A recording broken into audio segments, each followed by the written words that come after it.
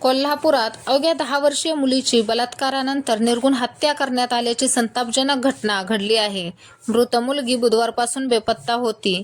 तिचा मृतदेह काल गुरुवारी गावालगतच्या शेतात आढळला. बदलापूर येथील लैंगिक शोषणाच्या प्रकरणामुळे अवघ्या महाराष्ट्रात संतापाची लाट उसळली असताना ही घटना घडली आहे. हे विशेष. कोल्हापूरच्या शेगावातील रामनगर परिसरात ही घटना घडली आहे. पीडित 10 वर्षीय मुलगी बुधवारी म्हणजेच 21 ऑगस्टला दुपारपासून बेपत्ता होती. तिचा सर्वत्र शोध घेण्यात आला, पण रात्री उशिरापर्यंत ती सापडली नाही. अखेर काल सकाळी म्हणजेच 22 ऑगस्टला गावालगतच्या एका शेतात तिचा मृतदेह आढळला. पोलिसांनी या प्रकरणी 2 संशयितांना ताब्यात घेतले आहे. या मुलीची हत्या करण्यापूर्वी तिच्यावर लैंगिक अत्याचार करण्यात आल्याचा प्राथमिक अंदाज व्यक्त होत आहे. त्यानुसार पोलीस आपल्या तपासाची चक्रे फिरवत आहेत. तूर्त मुलीचा मृतदेह शवविच्छेदनासाठी रुग्णालयात पाठवला आहे. कोल्हापूरचे पोलीस अधीक्षक महेंद्र पंडित यांनी घटनास्थळी धाव घेऊन स्थितीचा आढावा घेतला. त्यांनी पोलिसांना या घटनेचा वेगवान तपास करण्याचे निर्देश दिलेत. पोलीस या घटनेचा सर्वच अंगाने तपास करत आहेत. उल्लेखनीय बाब, कोल्हापूरमध्ये काल मुख्यमंत्री एकनाथ शिंदे यांच्या नेतृत्वात लाडकी बहीण योजनेचा कार्यक्रम होता. त्यांच्या कार्यक्रम स्थळापासून अवघ्या काही अंतरावर असणाऱ्या शिये या गावात ही घटना घडली आहे.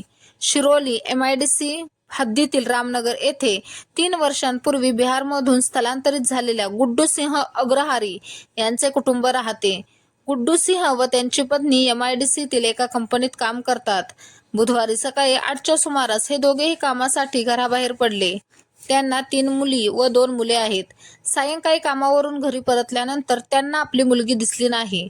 त्यांनी तिचा शोध घेतला, पण तिचा थांगपत्ता लागला नाही.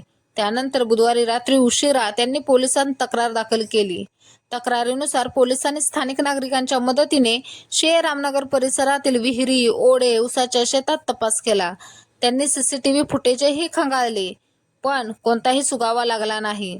त्यानंतर काल सकाळी रामनगर येथील एका उसाच्या शेतात सदर मुलीचा मृतदेह आढळला. सदर मुलीच्या अंगावर ड्रेस होता, पण चप्पल व तिची अंतर्वस्त्र बाजूला पडली होती. त्यामुळे तिची बलात्कारानंतर हत्या करण्यात आली असण्याचा अंदाज आहे. बदलापूर येथील आदर्श शिक्षण संस्थेच्या शाळेत स्वच्छता कर्मचाऱ्याने 4 वर्षांच्या 2 चिमुकलींवर लैंगिक अत्याचार करण्याची घटना उजेडात आली आहे. अक्षय शिंदे असे या प्रकरणातील आरोपीचे नाव असून तो गत 1 ऑगस्ट रोजीच्या शाळेत कंत्राटी नोकरीवर लागला होता. या घटनेमुळे राज्यभरात संतापाची लाट उसळली आहे. मंगळवारी यासंबंधी बदलापूर रेल्वे स्थानकात नागरिकांच्या भावनांचा उद्रेक उमटला होता. आंदोलकांनी दिवसभर या ठिकाणी रेल्वे रोको केले होते. बदलापूर लैंगिक शोषण प्रकरणाची मुंबई हायकोर्टाने स्वतःहून दखल घेतली आहे.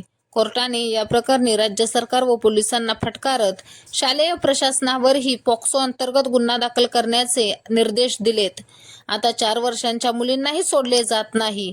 ही कसली परिस्थिती? शाळात सुरक्षित नसतील तर शिक्षणाधिकारी व इतर गोष्टींवर चर्चा करण्यात अर्थच काय?